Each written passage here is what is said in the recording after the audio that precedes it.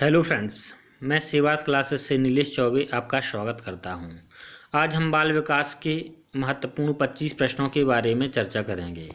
अगर आप इनमें से 20 भी सही कर पाए और आपने 20 का स्कोर कर लिया तो आप एक अच्छी स्थिति में हैं और जब भी एग्ज़ाम होगा तो आप उसमें एक अच्छा स्कोर हासिल कर पाएंगे।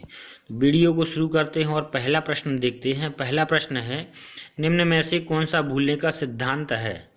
तो प्रतीपकारी अवरोध है, प्रतिस्पर्धात्मक अवरोध है, प्रतिबोधित अवरोध है, प्रतीक्षायत अवरोध। बताएं दोस्तों कौन सा सही है? तो इसका आंसर है प्रतीपकारी अवरोध। यह क्या है? भूलने का सिद्धांत है। दूसरा प्रश्न देखते हैं। किशोर अवस्था में बालकों को सहयोग देने के लिए आवश्यक है गलती निकालना, आलोचना करना, अभिप्रेरणा, नकारात्मक व्यवहार करना। तो क्या हो जाएगा इसका सही आंसर? अभिप्रेरणा। तीसरा प्रश्न देखते हैं। तीसरा प्रश्न है, एक बालक के समाजीकरण हेतु अध्यापक द्वारा अपनाई गई निम्न में से कौन सी प्रविधि उपयुक्त नहीं है? अब ये ध्यान रखना आप, इसमें क्या कहा गया है? प्रविधि उपयुक्त नहीं है। नहीं है का अगर आप ध्यान नहीं रखेंगे तो आपका एक नंबर चला जाएगा। इसमें उन्होंने पहले ही कहा है नहीं है। तो पहला ऑप्शन है प्रत्यक्ष शिक्षा, अति संरक्षण, तीसरा है तदात्मीकरण, चौथा है प्रजातंत्रीय अनुशासन। तो कौन सा हो जाएगा? अति संरक्षण गलत हो जाएगा। चौथा प्रश्न देखते हैं। एक किशोर के संवेगों के विषय में निम्न में से गलत कथन है। संवेग अभिव्यक्ति अधिगम द्वारा परिवर्तित होती हैं। दूसरा ऑप्शन है प्रत्येक संवेग से एक भावना जुड़ी होती है। तीसरा ऑप्शन है संवेग स्थायी होता है। चौथा ऑप्शन है संवेग बाह्य उद्दीपनों से जागृत होता है। तो गलत कथन है, गलत छांटना है हमें इसमें से। तो क्या हो जाएगा? संवेग स्थायी होते हैं, क्योंकि संवेग क्या होते हैं? अस्थायी होते हैं और संचारी भाव स्थायी होते हैं। पांचवा प्रश्न देखते हैं। समेकित शिक्षा से तात्पर्य है। पहला ऑप्शन है व्यक्तिगत भिन्नताओं को विभिन्न कक्षों में पूरा करना। दूसरा है व्यक्तिगत भिन्नताओं को विशिष्ट विद्यालयों में पूरा करना। तीसरा है व्यक्तिगत भिन्नताओं को घर पर अनुदेशन देकर पूरा करना। चौथा है व्यक्तिगत भिन्नताओं को सामान्य कक्ष में पूरा करना। तो चौथा वाला ऑप्शन सही हो जाएगा। अगर दोस्तों आप वीडियो पर आए हैं तो वीडियो पूरा देखें, तभी आप अपना स्कोर क्लियर कर पाएंगे और आपको पता चलेगा आप किस स्थिति में हैं। आप वीडियो को अधूरा छोड़कर ना भागें।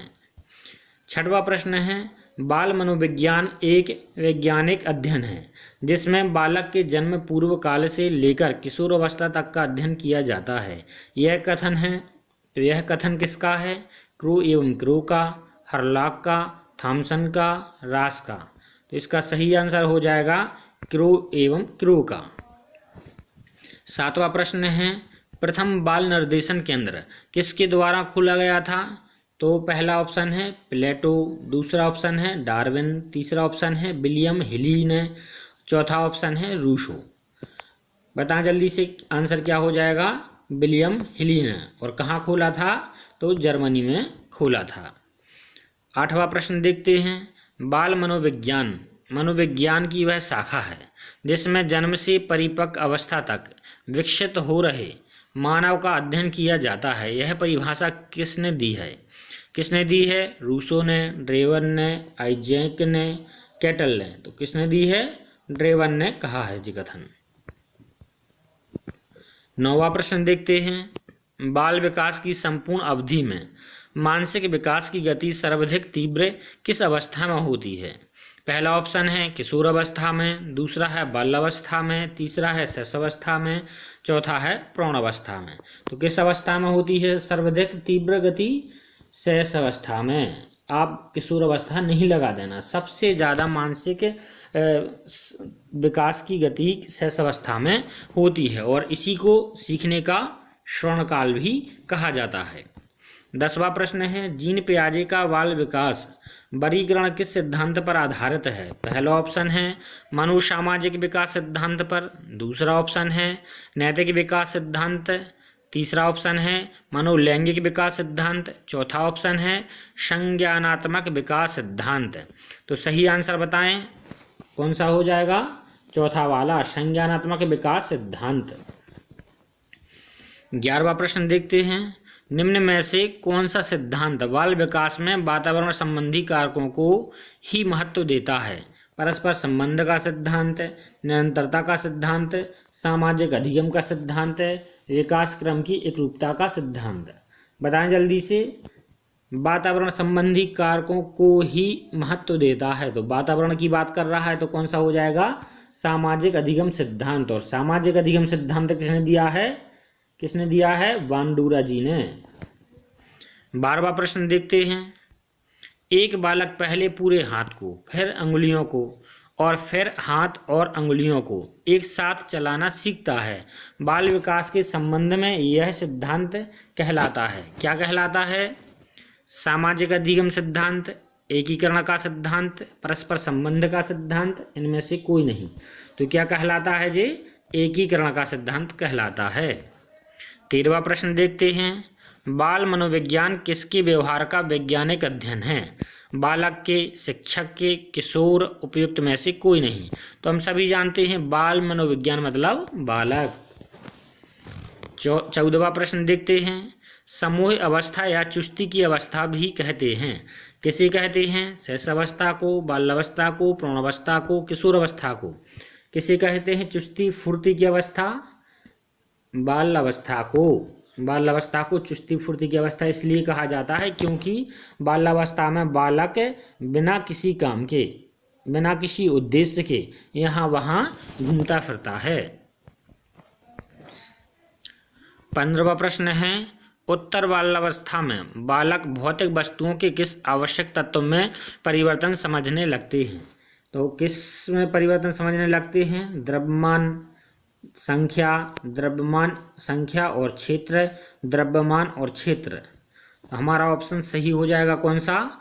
तीसरा वाला, द्रव्यमान, संख्या और क्षेत्र। 16वां प्रश्न है, अध्यापक के लिए सबसे मूल्यवान है छात्रों का विश्वास, उसकी नौकरी, उसकी मर्यादा एवं गरिमा, उसकी शिक्षण के प्रति आस्था। तो क्या सबसे महत्वपूर्ण है? छात्रों का विश्वास। 17वां प्रश्न देखते हैं, शिक्षा के प्रचार एवं प्रसार से होता है लोकतंत्र मजबूत होता है, अंधविश्वास में कमी आती है, आर्थिक विकास की दर बढ़ती है, या ये सभी। कौन सा ऑप्शन सही हो जाएगा? ये सभी।